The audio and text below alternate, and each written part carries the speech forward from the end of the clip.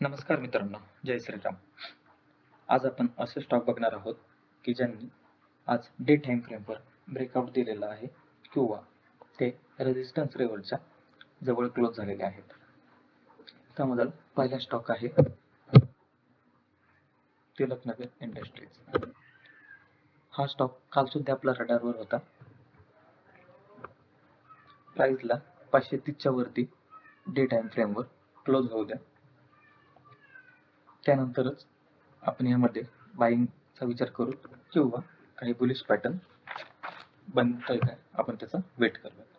त्यानंतर दुसरा स्टॉक आहे HDFC AMC.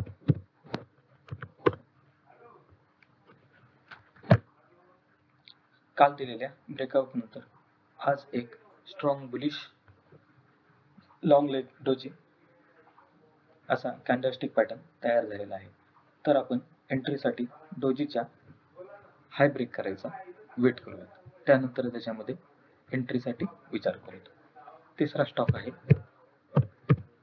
अशोक लेलँड. यामध्ये सुद्धा आपण एक स्ट्रॉंग बुलिश हॅमर तयार झालेला आहे बघू शकतो. तसेच व्हॉल्यूम सुद्धा चांगला आहे, व्हॉल्यूम पण ब्रेकआउटला सपोर्ट करत आहे. यामध्ये आपण प्राइस हॅमरच्या हायला क्लोज करण्याचा वेट करतो. तिसरा स्टॉक आहे L&T फायनान्स लिमिटेड. यामध्ये आपण ब्रेकआउट झालेला आहे बघू शकतो आणि व्हॉल्यूम पण त्याला सपोर्ट करत आहे. नेक्स्ट स्टॉक आहे AB कॅपिटल.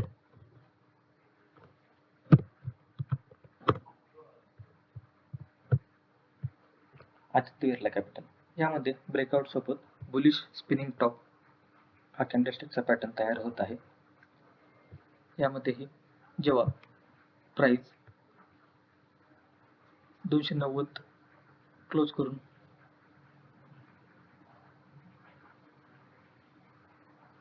वरती ब्रेक देईल, त्यानंतर आपण यामध्ये एंट्रीचा विचार करू.